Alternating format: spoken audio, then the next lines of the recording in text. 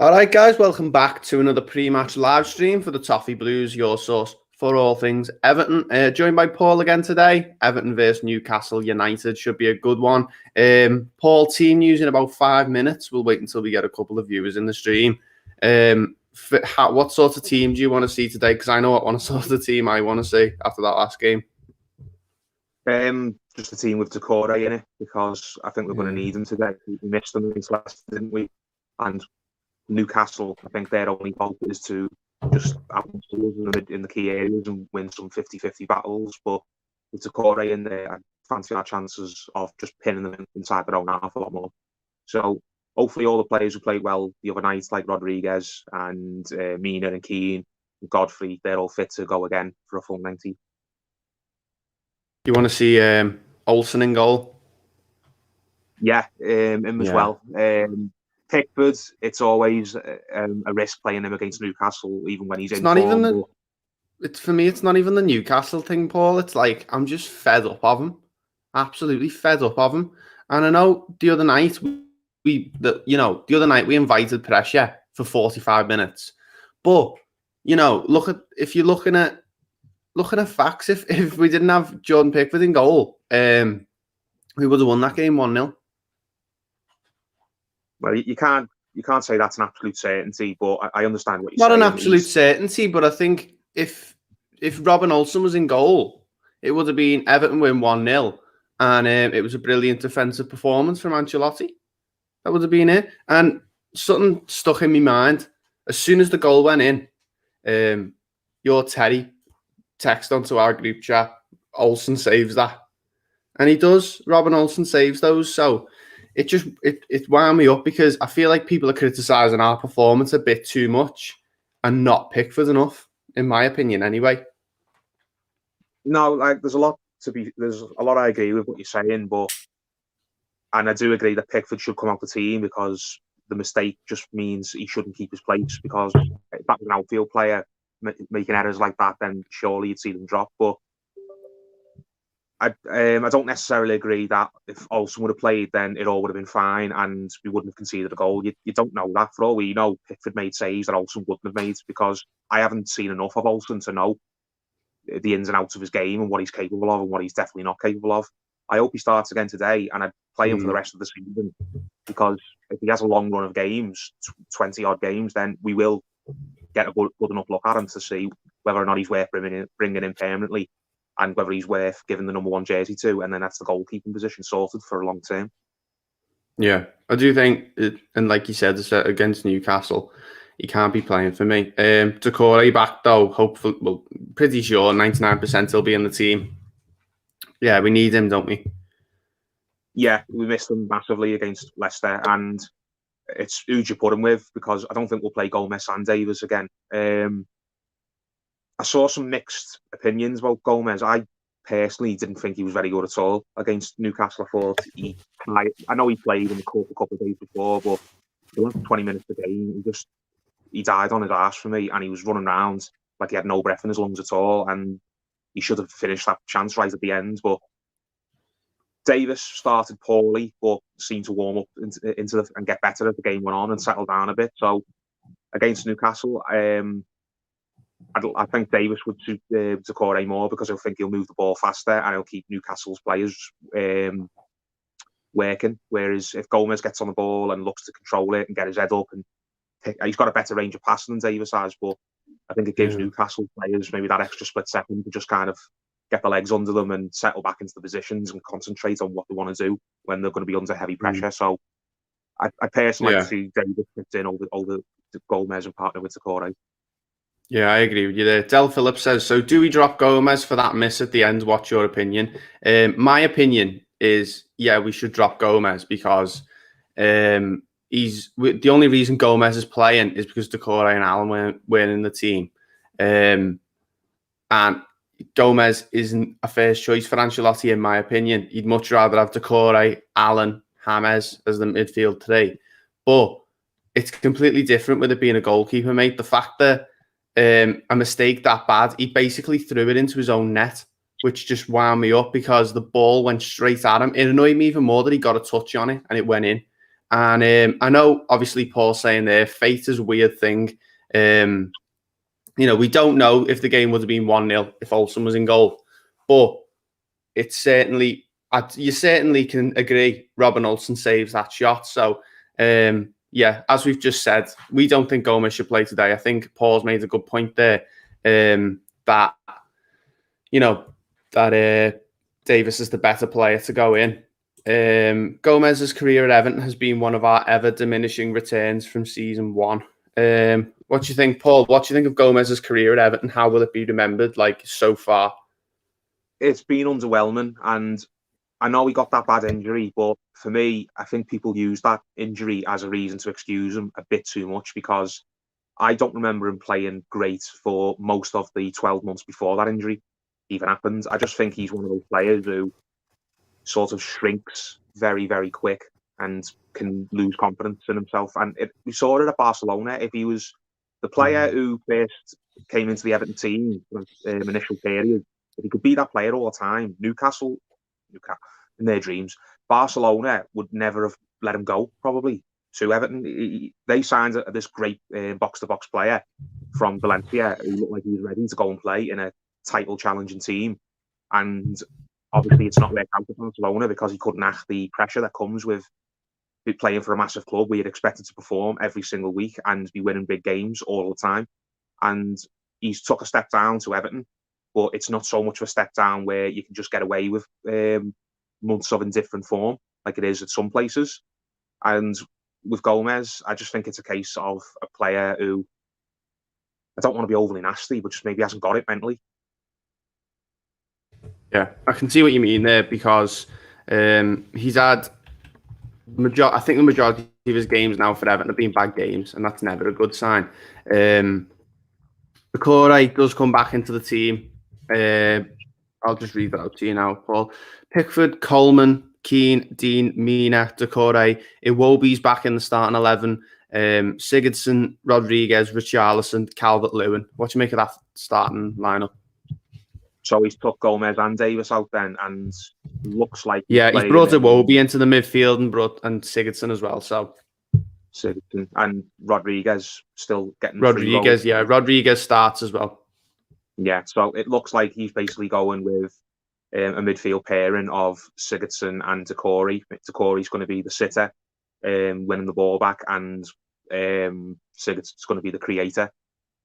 It's interesting. We've had some success playing those two earlier on in the season. Normally they've had Alan there with them, but we'll see how they can get on with just the two of them, because I know Rodriguez works harder than a lot of the national media like to make out he is. They just want to paint him as this typical South American maverick who won't come back over his halfway line.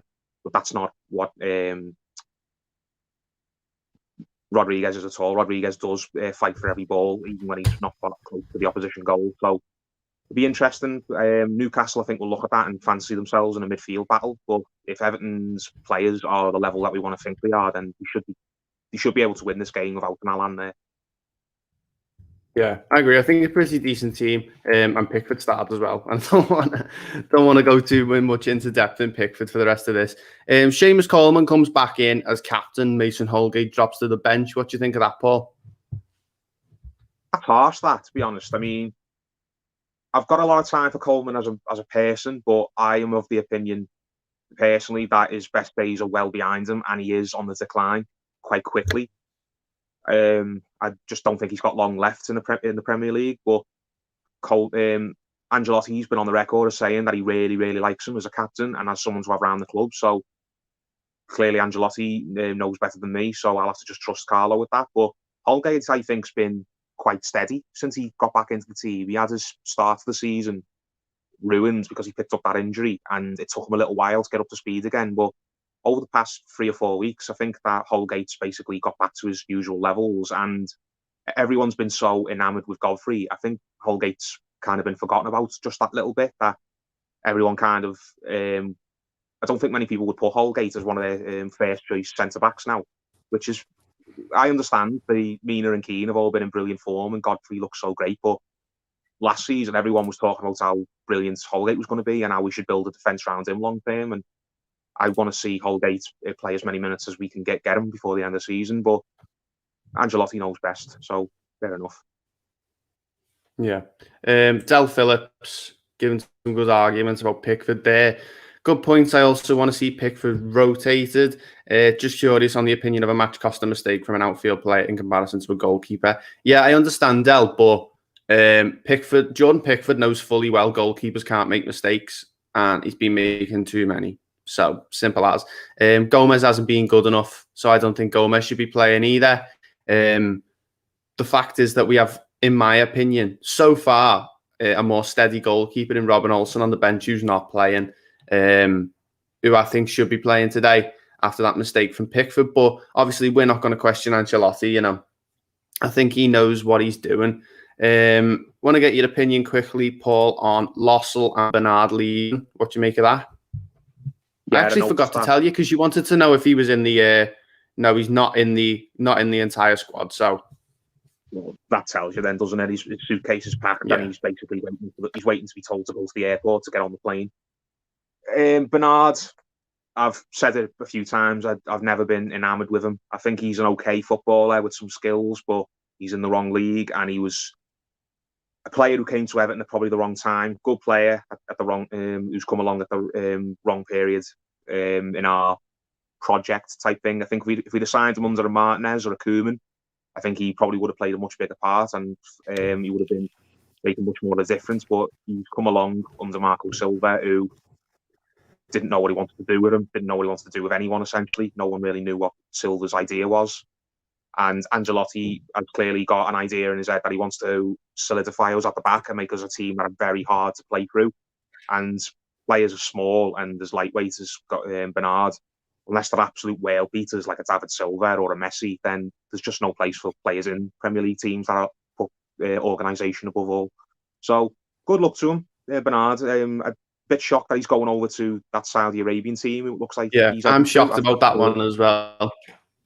Yeah, I thought he could probably get a move over to Italy or to France and look good over there. I didn't think he could short the suitors. I know his wage is high and that was probably putting people off, but I did think that other more clubs would come in for him and maybe try and work some sort of arrangement out where Everton pay the majority of his contract. But fair play to him. If he can get that Saudi Arabian team to cover all his big contracts and Everton are happy to take it, then he goes with the best wishes. And Lossell, he was a weird signing from day one. I mean, he's strange. One of the strangest Everton signings. That I can't remember who it was said it. He goes next to Marcus Hanneman in Everton folklore. Hanneman, though, when he came in, didn't he play a couple of games, Hanneman? Yeah, he played a couple of games in the club, I think, or he was on the bench for one of them. But Hanneman was a really old player at the end of his career and was basically just going on a free. And so we brought him in literally just to fill the squad out and be there in case of an emergency. Whereas when Lossell came in, people viewed him as a proper, or thought that he could be a proper number two who could challenge Pickford. And it just hasn't happened from day one. It looks like I don't think that at any point since he's been here was he ever seriously considered to play in any game. So maybe he's come in and they've just had a look at him and decided that he's absolutely not good enough to be playing in a Premier League team. Don't know. What a strange buy, though, for the Premier League team to buy a player and never play him in 2 years. That's just such a strange one, isn't it? There's got to be something. That's what I was saying a minute ago. There's got to be something behind the scenes that we don't know about. Either he's got an attitude problem, maybe you don't know, or maybe he just doesn't. The coaches at Everton, the long-term coaches who've been there, who stay there, no matter who the manager is, they've all made the minds up on him, and they've convinced the managers who've come in since he's been signed, like Ancelotti, that he's not good enough, and so Ancelotti's not had a proper look at him himself because he trusts the opinion of the people who are around him. There's something. There's got to be some reason that Lossell hasn't played other than just him being injured or being unlucky and not getting a chance, because Pickford certainly not kept the jersey to himself in the sense that he's played so well that you can't find any reason to rotate. So there's got to be some other reason that Lossell hasn't figured in our plans. So again, good luck to him. He hasn't done any harm since he's been here. He's kept his head down. He's tried hard by the sound of things, but it just wasn't to be. So by the look of the pictures of training, yeah. Carl Molyneux with a good comment there. I don't agree with Pickford, Dean and Coleman starting, but it's only Newcastle, so we should get away with it. I think Olsen, Holgate, and Godfrey should have started. Carl, I agree with them all except for Godfrey. I'm glad that we're getting to see Luca Dean. He usually plays well in these games, and I think he's captain material. So I think we should always be starting our first choice left back no matter what. I don't think Luca Dean should ever be dropped, and unless it's an injury sort of thing. I would have liked to see Olsen start. Yeah, I probably would have liked to see Mason Holgate, maybe Ben Godfrey, but just not in the left back position. But Coleman and Pickford we've talked about already. I was going to mention before, I think Coleman will be all right, touch wood, because Newcastle at home, he's used to these sort of games and we should be all right. Ben Godfrey's getting a rest. Paul, that's pretty good, isn't it? Because he's played so many games. Yeah, he's when we signed him, and we didn't. I don't think anyone thought that he was going to get as many minutes as he's had this season. He was basically brought in as the future, wasn't he? Yeah, someone who we'd see more of next season if we go in Europa League. Touchwood, he was just brought in to be on the bench and to cover and to maybe come in for the odd game or off the bench. But he looks like he's had, how many games he played in all competitions? But coming up to about 20. Well, I can't remember him not playing since the derby, because he made his debut in the derby, and I can't remember the game where he hasn't played since then. Yeah, so he's had about 3 months of just. He's had about 15, 20 games, in all competitions. So yeah, that'll only serve him good. He's getting a lot of minutes in his first season, where in his first season you'd think he probably played the least amount of minutes of his Everton career. So it's great for him, and I am glad that we have got the opportunity to just take him out, to let him take a breath and take stock of everything and think, right, the Everton career's got off to the best possible start. How do I build on this and keep this going, rather than just letting this be the as good as it ever gets. Same with Michael Keane. Michael Keane played a lot of football in the first 3-4 months of the season. He had a rest in the cup against Sheffield. Just any chance to give these players a breather, because I know they're young, fit lads, and they just love playing, and getting them as many minutes as you can give them is great. But you've got to take them off the firing line sometimes, just to avoid any muscle injuries, or just to keep them hungry, to make them think, yeah, I know things are going very, very well. That doesn't mean I'm an automatic starter every week. The manager will take me out when he thinks it's the right thing to do, and I've got to just play as brilliantly as I can in every single game I'm selected in, to prove that I should never, ever come out this team. Yeah. Guys, thanks for comments so far. Make sure you're leaving plenty of comments for me and Paul to answer. Also, in the chat, name as many players who've played for Everton and Newcastle United as you can. If you get any right, we'll name them out throughout the stream. We'll try to. Thomas Peckham there, these will sit back, so seeing Dean's creativity will be crucial. Yeah, he played really well against Leicester, I thought, Dean, so it'll be good to see him again, won't it? Good that he's back from injury as well, Paul. Yeah, well, I understand why Godfrey's been took out of this, and why you've got to get Dean in at left back, like you were saying, because these are going to sit deep, and it's just a perfect opportunity to just throw balls into the box for Calvert-Lewin to attack all day, isn't it?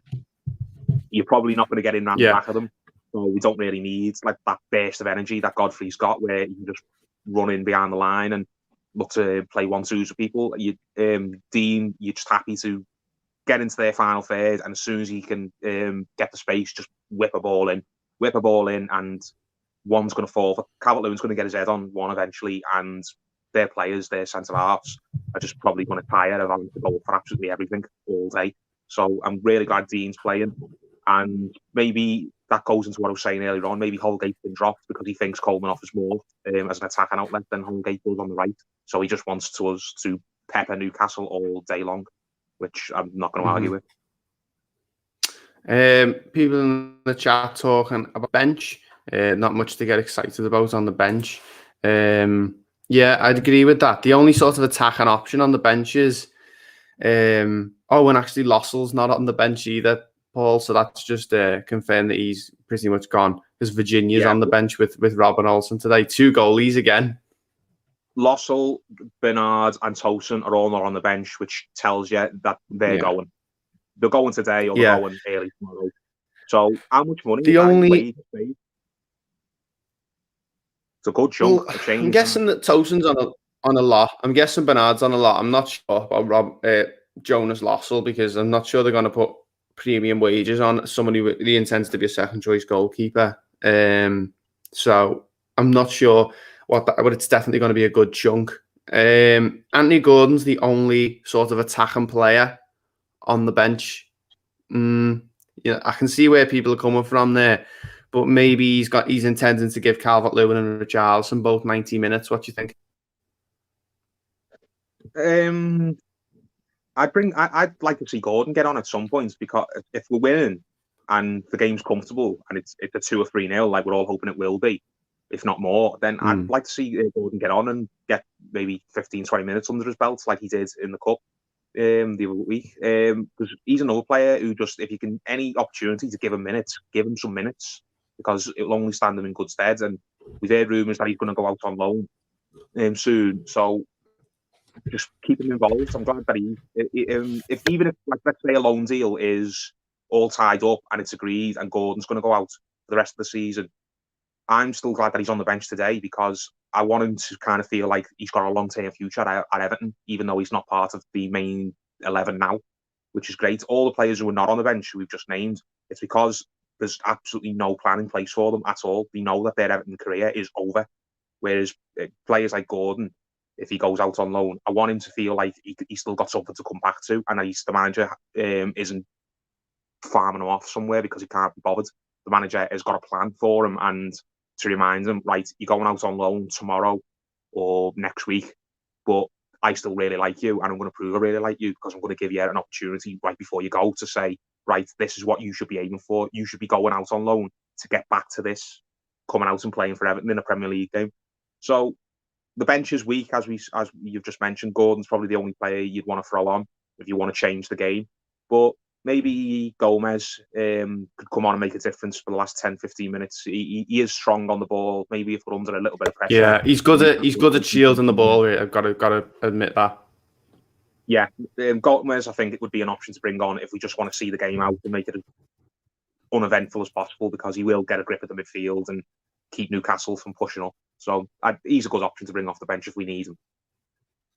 Yeah. People asking about the team should be on the bottom of your screen now. Should be just moving across the bottom of your screen. Can you see that, Paul? Yeah. Yeah, I can. Yeah. Yeah. Just so people are asking. Sam Kelly there brought up the bench. However, if we are winning, we have defenders to shore it up. Yeah. Holgate and Godfrey both on the bench. So you might in the final, if we're winning in the final 20 minutes, you might see Gomez and you might see Davis and you might see Godfrey or something like that. Not too sure. Everton botches, is John Joe Kenny on the bench? John Joe Kenny is on the bench today. So it looks like he's going to be staying past this window, because I think we would have heard a bit more by now with a day left in the window. But yeah, go on. Sorry, Paul. You don't know. Maybe because those links with Burnley seem to have some legs, don't they? Maybe Kenny's a deal for Kenny to leave just isn't as far along as the other three are. Maybe with negotiating with Burnley, and that'll go down to the wire. I still think there's a good chance Kenny will leave. I wouldn't take it as a certainty that just because he's on the bench today that he's going to be staying. I just unless it's going to be like a deadline thing, I'm not too sure, because the fact that we've already got, if he knew he was going, like for 100% sure, we've already got two defenders, two out and out defenders on the bench. So, in Holgate and Godfrey. So I'm not too sure, but I am hoping he moves on, because I'd like to see him. I'd like to see him get another challenge. Everton Botches as well has got the coolest profile picture on Twitter as well. Dominic Calvert-Lewin, the Premier League title. Really love that one. Paul Iwobi's back in the team. I'm excited to see Iwobi, because I think we missed him in places against Leicester. What did you think? Yeah, he came on and he was the exact sort of player we needed to just ease up the pressure when Leicester were pushing. I know everyone wanted to come on earlier, but you don't know how many minutes he had in him. Maybe Ancelotti ideally didn't want to use him at all, but realised that we were under the cosh so much that we just had to throw someone on to just get on the ball and get us upfield. And Iwobi was the only option we had who could do it. So I'm glad that Iwobi seems to be 100% better now, because if he wasn't, then we wouldn't be starting him again, I don't think. So I'm hoping he gets on the score sheet today, because he's playing in really good form, and I want to see his stats come up because he's another player who, on paper, if you look at his goal contributions, it's not it doesn't look good at all. I think he's only scored like 2 league goals and maybe 2 assists in the year and a half he's been here. So I want to see will he improve in that metric. He's improved his overall performances, and he's looking like a player who everyone thinks that we could keep hold of long term, because I remember only a couple of months ago people were desperate to be shot of him, and I was probably one of them myself. Yeah. I just thought it was a sign, and that just hadn't worked, and we should try and get whatever money back we can for him. But he seems to be winning a lot of people back rounds, and people are happy for him to stay part of the squad and be a first team player. So let's hope he can get his goals and assists up and can convince more people, because that's what some people will judge a player on, no matter what they do. They'll only judge them on the stats. Yeah. And if that's come up, that gives people less reason to dump on him, basically. I agree with you. I was one of those players who was a bit fed up with him at the beginning of the season, but he is the definition of a utility player, isn't he? He can play in a lot of positions. He's good at holding onto the ball, and he's really good at winning games. And he's got a bit of pace to him. He's strong, stuff like that. We're getting a stick in the chat. Eugene McGeever says 4-1 to Everton. Carl Molyneux says 4-0. I'm not sure what I'm going to go with today. I think if we score pretty early, I think we could maybe win this game 3 or 4-0, maybe 4-1, depending on how the defence play. But, I think Newcastle can make it difficult for us at times. What do you think, Paul? Score prediction. I'll go for a 2-0, but I'll give it. I think it will be a tight 2-0. It won't be a 2-0 where we just hammer them and we should win by more. I think it will be a game where maybe we score in the first half and then the game's pretty even for a while, and then maybe we catch them out and then again. We seal it. Mm-hmm. Yeah, they did look better. Yeah. They looked better against Leeds. I know their form has been really, really bad recently. They've lost the last 5 league games, I think, and they're in free fall basically. The manager's only in his job because Mike Ashley's too tight to sack him. But they did look better against Leeds. They did look like they've got a bit of spirit about them and a bit of fight. And they did. They took Arsenal all the way a couple of weeks ago in the Cup, and they got a draw against Liverpool, which shows that they're not a team that's just thrown in the towel and give up on themselves. I think they're just a team. They're a team that just lacks quality, but they will fight. So Newcastle. Yeah. I'd just be happy with 3 points, even if it's the most boring 1-0 you could ever dream of. I'd be happy with that. We just need to win this game. Doesn't matter how, just win it. Yeah, I agree with you there, Paul. And Newcastle, I think the only reason we're so confident is because they're not very confident, and I did forget about them getting a point against Liverpool. So yeah, I think we'll have to be careful at points, because I think we can struggle with some of the players they've got. I haven't looked at their team yet. I'll go and look at that now. Sam Kelly asks, do you think Sigurdsson is playing attacking midfielder, defensive midfielder, or as a flat centre midfielder? What do you think that midfield's going to look like? Decore, Iwobi, Sigurdsson. What do you think that midfield's going to line up like? Is that going to be the plain flat 3 in midfield? Are we going to see Decore deeper? What do you think, Paul? I think we'll see Decore deeper, and Rodriguez will be the attacker midfielder, whereas Sigurdsson's just more as the number 8, the passer type thing. It is a bit surprising. I mean, I wouldn't play Sigurdsson and Rodriguez myself. I think the two similar.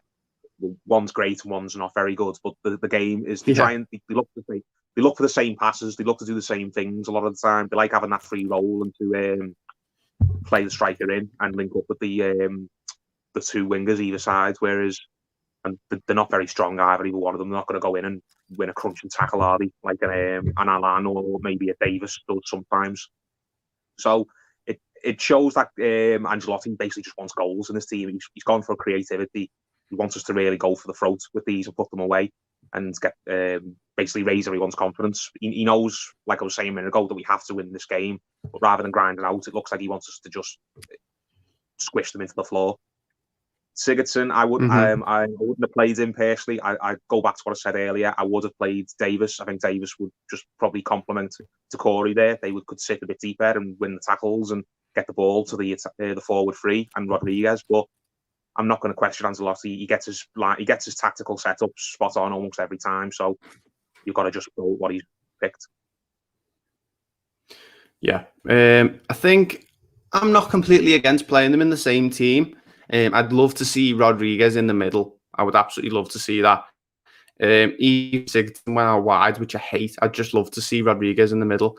Or maybe, Richarlison out wide, Calvert-Lewin in the middle, obviously up front, and Iwobi on the right with Sigurdsson and Decore sitting deep. And I just love to see Rodriguez in the middle. I love watching him whenever he plays.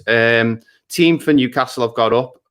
Carl Dahl, Javier Manquillo, Isaac Hayden, Fabian Schär, Jamal Lascelles, Jamal Lewis, John Joe Shelby, Jeff Hendrick, Miguel Almiron, Ryan Fraser, and Callum Wilson. So there's a couple of really dangerous players, in my opinion, in that Newcastle team. Wilson being one of them, who's a dangerous striker, knows where the net is. Fraser, we've seen him at Bournemouth. He had against us at Bournemouth. Almiron seems to know where the net is. Jeff Hendrick scored against us for Burnley as well. So what do you think of that Newcastle team? Almiron's got a lot of pace, hasn't he? So I hope. What side does he play on, the left or the right? And I don't know if he's playing him through the middle, Almiron. Yeah, no, I think it will be the right, because I think he'll Fraser on the left with Hendrick, and I don't know what it looks. I don't know if it's like a 4-2-3-1, because Callum Wilson's the only sort of recognised striker in that team. It looks like a 4-5-1 on paper, doesn't it? Where he's just flooded the midfield to try and two. Yeah. Well, when you think about it, he's got it could be a 5-4-1, because he's got 3 centre backs in there. Yeah, that probably sounds more accurate. But is there no Yedlin, the right back, the American boy? Yedlin isn't in the squad. No, Yedlin's not in the entire squad. I'll read the bench out. Dubravka's on the bench. Clark, Matty Longstaff, Andy Carroll, Joe Linton, St. Maximin's on the bench. Dwight Gale, Kraft, and Anderson. So pretty strong bench for them. That St. Maxim's a really dangerous player. I'm glad he's not starting. He's been out for a while with the virus, hasn't he? It really affected him badly, and he's been ill for quite a while. And apparently he's lost a load of weight. So it's going to take a while for him to get back up to speed. But when I saw a few days ago, I read Steve Bruce saying that Yedlin was fit and that St. Maxim was going to play a part. So I was thinking, they're 2 players who I hope don't play, because Yedlin, I think, is quite good. St. Maxim's can be a match winner on a day. So if they're not in the team, I think that weakens them significantly. Wilson likes a goal against us. He's one of those players who I mentioned in a video a couple of weeks ago when we were talking about strikers we should maybe be looking at, or it would be fun to just imagine them playing for Everton. Wilson's a player I thought we maybe could have gone with somewhere just as a backup option, because he does know where the net is, and if he get in the service, he will finish. And I just want to see him stop scoring at Everton. So I hope Mina and Keane play like they did the other night, because if they put in a performance that they've been putting in for the last few weeks, then I think they'll shackle him and they'll have him under control. But if either one of them just has a bad lapse in concentration, then he could make them pay for it. And that Almiron, I know he's another player who, on paper, doesn't look like he does a lot, but he's really, really quick. And if he runs at our back line, then they're going to need to be alert again. I know he's a bit of a... Yeah, I think he's a bit like a cult hero in Newcastle fans. I think they all quite like Almiron, because he's like he tries hard and he's fast and stuff like that. He's the sort of player Newcastle fans want to see. So he's one we've got to look out for. He's like a crapper version of Walcott. He's really, really quick, and he's got a load of enthusiasm. He's just got no end product, really. But he's just one of those players who has 2 or 3 barnstorm performances a season, and we are Everton. And those players who have those type of games tend to have them against us a lot of the time. So he's a player who I hope we've done our own work on and we can shackle. And who else was in their team? Did you say John Joe Shelby? John Joe Shelby starting, yeah. John Joe Shelby, yeah. I think he's a bit of an underrated player. I don't think he's great, don't get me wrong, but I think it's he's one of these players who it's easy to laugh at and just dismiss. But he does add a lot to that Newcastle team, and he'd be a lot worse off without him. So I hope Corey in the middle is feeling fresh and can shackle him as well, because if he can get on the ball, Shelby, and spray some passes around, then that'll give us something to worry about. But other than that, if we can win the midfield battle and we can keep Wilson under control, then I just don't see what they're going to do to hurt us, really, because they just haven't got any real, even I would say even top half players in their team. Maybe Wilson over the course of the season, and maybe Shelby. But the way I look at it is, if you look at their 11, how many players of their 11 would you take out of it? Yeah. I think the team in a way is dangerous for them. There's a couple of players that it's one of them where if they get a goal and they look up for it, the team will scare me a bit. But if we score early, the team will sort of go to pieces. That's one of them. It's a very inconsistent team, and it's full of mid-table players, like you said. So hopefully not too much to worry about. Just there, got the match on there. Carlo Ancelotti sent Duncan Ferguson out onto the touchline to do a press conference with Jake Humphrey from BT, which is a bit weird. He did the press conference after the cup game, didn't he, as well, against Sheffield? Carlo sent him on to do that. So, after we beat Sheffield, it was Ferguson who spoke to the media afterwards. So it sounds like there is like a sort of plan for Ancelotti to sort of groom Ferguson into being more than just his mate on the touchline where he bounces ideas off. It does look like he's helped educating them and getting them Ferguson ready to maybe succeed in one day, or to just have a much more hands-on role, because Ferguson's had criticism in the past, hasn't he? Like, oh, what does he do? How come he stays when other managers and coaching teams get sacked? But clearly he's got something to offer, and Ancelotti obviously wants to get him as close to him as possible and involve him as much as he can. So that's really good to see. I'm going to put the telly on. It's good to see him. Yeah, it's good to see. He's chatting to Leon Osman as well. That little gantry they've built in the lower Bullens is amazing. They've built like a BT Sports. They've got like a little gantry in Bullens where they preview all the games. It's amazing, really good. I haven't got it on yet, Stephen. You just said they've got Osborne. Who else have they got there? They haven't got like idiots like McManaman or. They haven't moved away from. They haven't pulled the camera back out yet. Right now, it just looks like Jake Humphrey and Leon Osman. At the moment, McManaman's on the commentary, or they've got Robbie Savage. I'm not sure who's on the commentary, but if they say it, then me tell he's on mute. But if I find out who it is, I'll let you know. They've just got Everton record out there, 72 goals and 1 trophy. They put the 1 trophy on there for us, pitying us. Some comments out, because we've got plenty of comments since we started talking about Sigurdsson. We've got quite a few. Fans finisher there. Forget the score. 3 points, all that matters. Yeah, that's what Paul said. I agree with that. As long as we get 3 points and we get a win, we'll say that up into people. Doesn't really matter what the score is. I would take a 1-0 win. Ryan Talbot, I'm shitting it for tonight, man. Bruce Masterclass incoming. Relax, Ryan. It should be okay. Just enjoy the game. I say tonight because I'm in Australia, by the way. Ha ha. Thanks for supporting the Toffee Blues all the way from Australia. It's really good to see getting plenty of people from all around the globe as well. If you don't watch it as well, guys, there Ryan talking about Australia. Toffee Blues USA. Go check it out. Pretty much the exact same thing as what me and Paul are doing right now, just American. So Jerry, you can see on there, really good. Gives some really good insight on Everton. Gives the view from across the pond. So Toffee Blue USA, go check it out. Really good. Eugene McGeever, I think DCL will get a hat-trick for Everton today. I hope so. Yeah, I think he scored a good goal. But I think DCL could use a really good performance that sort of get them, because the media keep talking about a sort of how he sort of tailed off since the start of the season, which we all know isn't entirely true. We know he's a good player. But yeah, I'd like to see him get a few today. Erwin Koeman is back in the chat. Come on, you Blues, says Erwin Koeman. Thank you for joining the chat again, mate. You're always in these live streams supporting us and leaving your questions. So thanks very much for all that.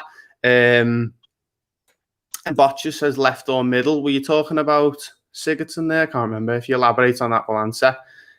Sam Kelly, Anyone fancy Wilson to dive for the pen? No. VAR will probably go against us.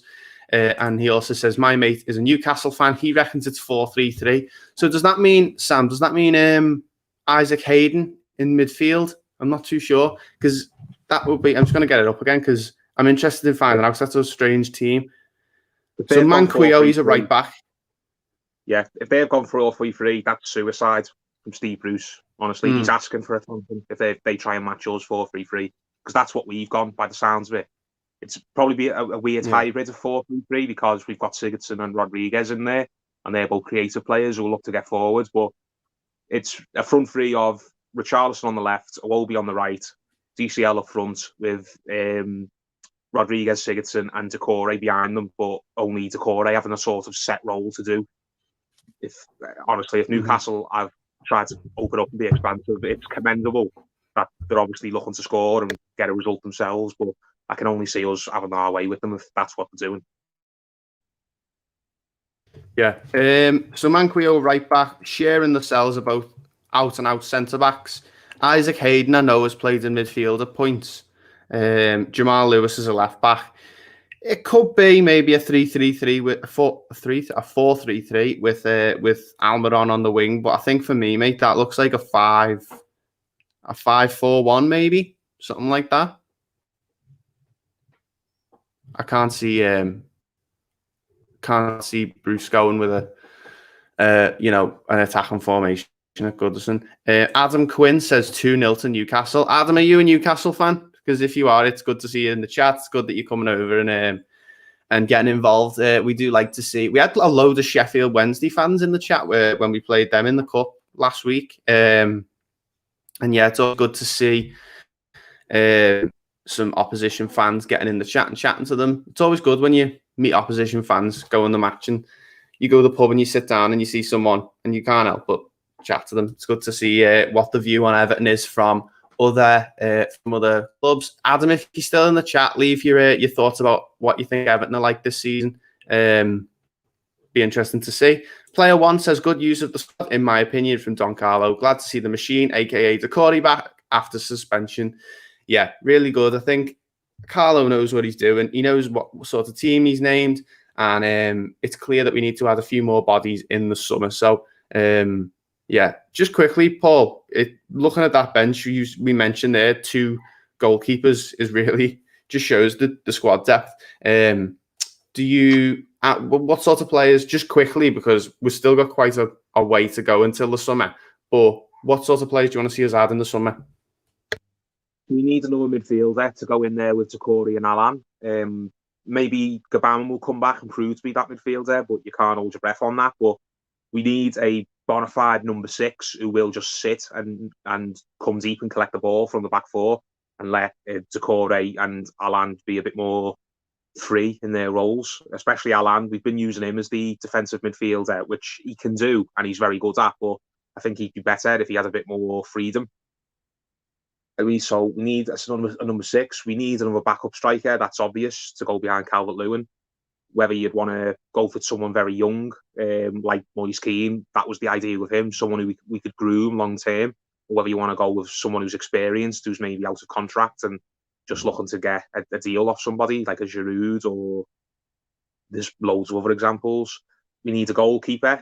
I think we're going to sign Olsen anyway. That sounds like they've made the mind up on that. Is Olsen going to come in and be the number 1? Or is he going to come in and be the backup? If he's going to come in and be the backup, then you think they'd still keep faith with Pickford, or they're going to sell Pickford. I would prefer it if we sold Pickford and we brought in Olsen and another goalkeeper to be the number 1. So that's another one. And we could probably do a right back, I think, because obviously Kenny's not going to cut it. They've made the minds up on him as well.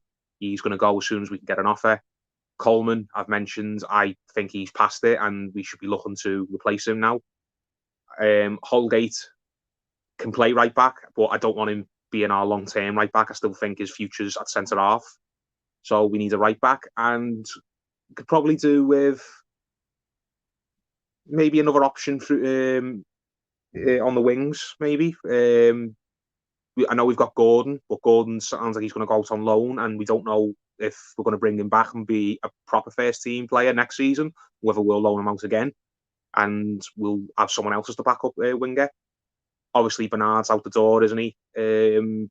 So our wingers, wide players, it sounds like we've got Richarlison, Iwobi, and Dean's maybe an option to put there when we need him, but we could probably do with another wide player because Bernard's going. Gordon, we don't know if he's going to be ready yet. So I wouldn't mind us bringing in another middle of the road type winger, someone who is maybe available on the cheap, another top club in Europe. I'm not talking about like wasters, people who were buying from clubs who we shouldn't be doing business with, buying their players. I'm talking about maybe someone who plays for a Champions League level club who maybe isn't getting the minutes anymore and fancies taking a step down if it means playing in a better league and playing with better players with like Rodriguez and working under Ancelotti. So I wouldn't mind us going out if we can get one. It's not top of the priorities at all, but if there's the right deal and it's a player who we think we could get something out of, I wouldn't mind us bringing in another wide player as well, so we can obviously loan Gordon out and let him just focus on that for another year.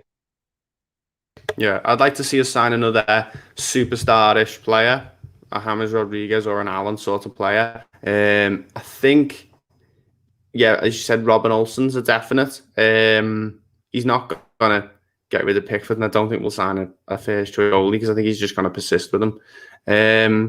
I agree. A wide player might be good. You know, there's been times when, you know, Richarlison's not been playing well, Iwobi's not really putting it, and it would be nice to bring on maybe a off the bench quick winger, someone like that. So I agree with that one. I think that's a good plan, Paul, and I'd like to see what we do in the summer because we need some of these in for next season when that eventually comes around. But let's focus on this one for the time being. James Brinkley says nothing is given in the Prem. Sorry, Paul, you're going to say something there?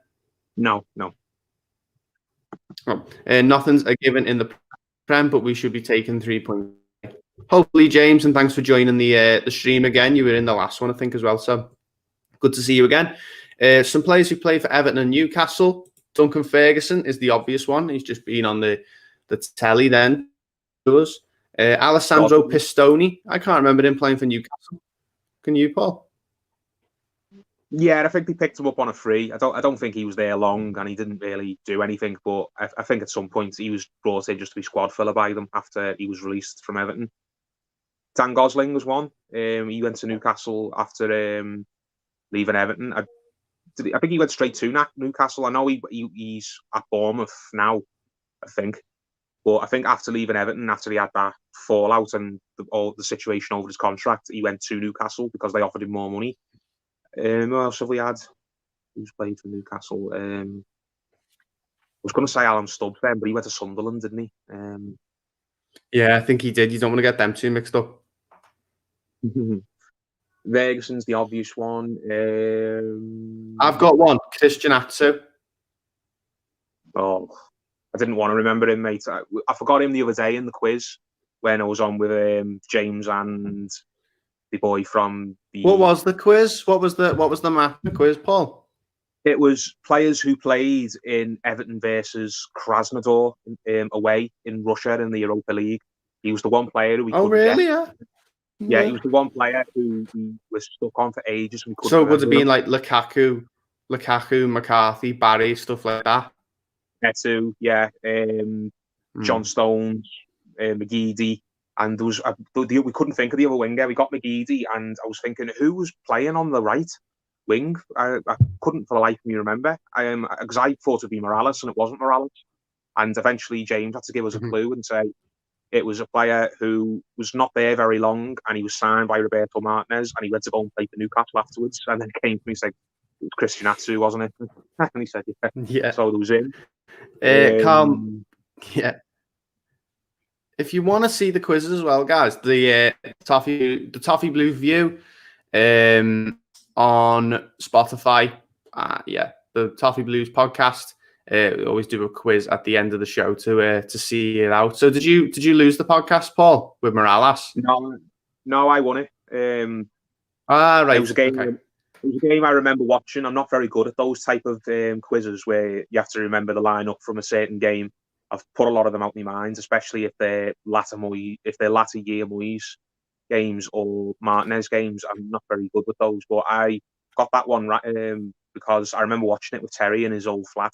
It was a weird kickoff time because it was in Russia and it was the Europa League. It was like I 5:30. think 9 o'clock or something. Oh yeah, No, I it was, remember now. because Russia's time zone different, because it's Europa League. The game was on UK time, like 5:15, something like that. So I had to rush home from work to get or rush to Terry's to watch it with him. And I remember being just so annoyed that we were behind for the majority of the game, and then obviously Etu popped up and scored late on to get us a point. But Krasnodar, who were the weakest team in that group, and all their players were probably just toilet cleaners during the week. Maybe I'm being horrible saying that because Krasnodar, they're a respectable club, but I just, at the time, this was when we were all thought that we were on something special with Martinez and that we were bright times ahead. And I was really annoyed that we basically gone over there, played a really weird team, and looked like we were going to lose. So the game just stuck out in my memory. Another Newcastle weird games. Going back to that subject, there was a player who did play for Newcastle and would have given his left bollock to play for Everton. Joey Barton. Do you remember him? He was probably the best player of his career at Newcastle, and he was. Do you remember? Begging. I think it was Martinez's first season. It came out on like a Saturday morning. The him just going, "I want to sign for Everton," and like we were all just like, "No." Laughing at him, yeah. To this day, I know people who were desperate for us to sign Joey Barton, even when he was playing for Newcastle and he was at QPR and he was at Man City. Just people who farcically overrated him and wanted to see him play just so he'd go and 2-foot somebody in a derby. It's like, no, he's a crap footballer. When I say a crap footballer, I don't mean like he belongs in the lower leagues. I mean, he's just not a footballer who's of a standard that he should be playing for a team like Everton, even during the Moyes era and the Martinez era, who want to be pushing on for the top four. He was a player who I felt was chronically overrated by some of our stupidest supporters. And as you were saying then, I brought him up because I remember Newcastle fans absolutely loving him and him being desperate is the only way to sign for Everton, so much so that he even came out on TalkSport or whatever it was and basically just said, I think it was. I think it was in the. I think the article was in the Mirror as well, if I remember rightly. I remember it. Him just dying to sign for Everton, and it never obviously didn't happen. I think we all just sort of like scoffed at him. Would have been really, really weird signing though. Southall put on Twitter like Joey Barton's like really, really deluded if he thinks Everton are going to throw him a bone.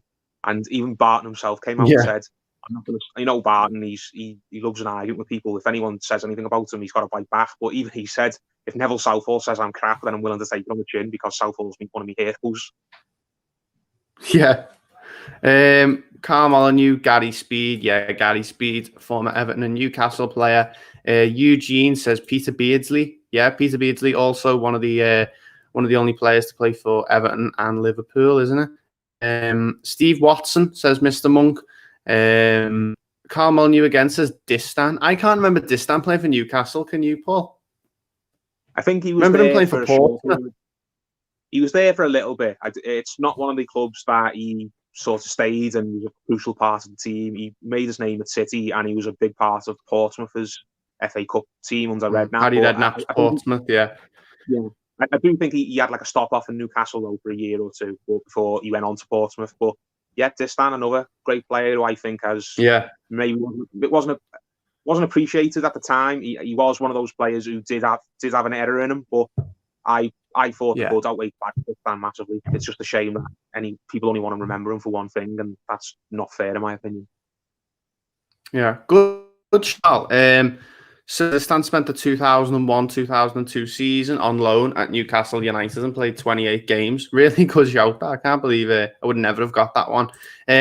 Leave all your comments in the chat, guys. We're going to be live for another 10 or so minutes. And obviously there's the match reaction stream, which is happening straight after the game. I think that's on schedule for 2:25, maybe 2:30, something like that. So make sure you come and tune in after the game to get our straight up reaction to the result. Hopefully it is a good one. Just want to make sure I haven't missed any. And as well, Paul, it is just Leon Osman and Jake Humphrey on the BT Sport coverage. I hope it's. They haven't mentioned who's on the going to be on the commentary yet. Hopefully, it's not McManaman. It will probably be Ian Zark, and I like Ian Zark most of the time, but he was awful the other night against Leicester. He was crying it in for Leicester to score, and he couldn't have sounded happier when he did score. He was giving us loads of like backhanded compliments, like, "Oh, Everton are defending really well, but they haven't left their own half, and they're not creating anything." And it's like, Ian, mate, just do your job. Like, stop putting in all these slides. Exactly. Basically, you're there to be a commentator. You're not there to give your opinion. That's what annoys me. That commentators are not pundits. They're not. They do different things. Commentators are just there to tell you what's happening. They're not there to try and give you their opinion of what they think teams should be doing. That's not what your job is. Just describe the action. It felt a bit like he was trying to put words in the and they were going on about that Fofana for Leicester, like he was the world's greatest defender, and Ben Godfrey on the other side of the pitch was having a 10 times better game than he was. It did annoy me, that coverage. But hopefully it's not. Hopefully it's not McManaman. Or who else is usually on the commentary on BT? Sometimes they have Glenn Hoddle, don't they? But it's whether at his age. Yeah, I don't think he's been on it very much recently. Yeah, I don't think he'll have got out of bed for this at his age earlier on this early. So it'll probably be McManaman. He's a safe bet. I know sometimes you have Savage, who's... The thing with Savage is he's just really, really stupid. Savage the other night, wasn't it? Yeah, Savage is not a horrible person. He's just really stupid. Whereas McManaman and people like that, and again for Sky and all these Liverpool pundits, they know full well what they're doing. They're getting these little shitty backhanded digs in on purpose. Whereas players like Savage, he doesn't know any better. He'd probably be saying crappy things about most clubs who are not in the top six. Or the traditional top six, anyway. What they think the top six should be. Yeah, but kick off in about 10 minutes, guys. If you want to leave any comments for us to answer just before the game kicks off. But just, final thoughts before the game kicks off. Paul, what do you hope to see? What sort of, obviously you've said, you'd be happy with a 1-0. What sort of Everton performance do you expect to see today? I'm not sure what to expect because it could go a couple of ways. As you said, if we score early, then you could see the floodgates maybe opening and Newcastle just falling to bits. But you could also see Newcastle really digging in and showing a bit of spirit like they did the other day against Leeds and making it hard for us. But I'd just be happy with a no-drama win. I don't care if it's a boring 1-0, or whether it's a really tense 2-1 or something like that. I just want to see us win because that point against Leicester, which people were a bit disappointed about, that will look like a very, very good point if we go and win this game because we climb up the table and we keep ourselves right in the mix. So just get the win. It doesn't matter how we get it. Just put these to the sword and move on to the next game. And guys, Tom's going to be filling in on Twitter all the way through the game of how the match is coming along. Tom's going to be updating on Twitter with the live feed of what's going to be happening. Hopefully, it's a win for Everton. We've got about a few minutes now until kickoff. But yeah, I think we've pretty much covered everything there. I think I'm just going to check if we've got any more comments just before we go because we always miss some at the very end. See if we've got any. Yeah, no Saint Maximan. I missed that one before. We spoke about him with the. I didn't know he had the virus, and that was why he was out. But he's a really important player for them, and hopefully, we miss him, and we just run them over quickly. James again. Sorry, Mick, go on. If Saint Maximin hadn't been out their team for the past 2 months or so that they've been unavailable, I don't think they'd be in the state they're in. They wouldn't be getting talked about as relegation contenders. They're not a great team. They're quite a poor team, but at the start of the season, I didn't think they'd be in a relegation battle, which they are obviously now. Bruce is one of those managers who's easy to laugh at, but I put him in that bracket of managers who will usually keep a team up. If you get him in, he's a safe pair of hands, and he'll get you in relative safety. Stable mediocrity in the mid-table, but if he's missing his best player, what can he do? So if St. Maximin can come back and get himself back to his levels that he was before he picked up the virus, then I think Newcastle will probably get away from relegation. and maybe save Steve Bruce's job. But it's a good thing he's not playing today, because he's one of the very few players they've got where you think we need to really be careful with him, because he can pull a goal out of nowhere. Yeah, and hopefully he doesn't come on and, absolutely cuts us to pieces. James says, I hope we see a more attacking game today rather than what we midweek like this. We mentioned it earlier in the stream. We probably are going to see a more attacking side of Everton against a team like this, where we feel like it's a should win game. Is that right, Paul? Yeah, it'd be a must win even if we'd gone and won against Leicester in the week. The worst team in the league on form wise. They've lost so many of the recent games, and they've looked dead and buried well before full time of most of those games they've lost in. So we need to just be beating them. Otherwise, you can't take us seriously as a team that wants to push on for the challenge for the top four. We just need to be beating them home and away. The loss that we had earlier on the season at St James's, that was probably one of the worst defeats of Ancelotti's tenure so far, because I know we had injuries on the day and we had to mix the team up a little bit, but as I was saying, they're not as special as a team. They're not. Like, you can't be getting beaten handily like we were on the day by the likes of Newcastle, home or away. So, especially now we're at Goodison and we're coming up a bit of a missed opportunity in the week, we just have to put them to the sword and just get this game out the way, win it, move on, no drama. Yeah, and guys, thank you all for joining us today. That's a great stream. 3 points is a must today. Completely agreed, Carl. Thank you very much for your comments. And there's the siren, guys. Looks like the teams are just about to come out onto the pitch. If you have enjoyed it, make sure you like the video on YouTube. Follow us on Twitter at Everton Newsfeed. And also join in after the game. We'll be talking about me, but Paul will definitely be here. Not sure if, we'll be chatting about the game as soon as it finishes. Hope you have enjoyed it. If you have, as I said, like the video. Hopefully a win for Everton. Paul, thank you very much for joining us again. No worries, mate. Speak to you after the game. Yeah. And thank you all for watching. We'll see you in the next one.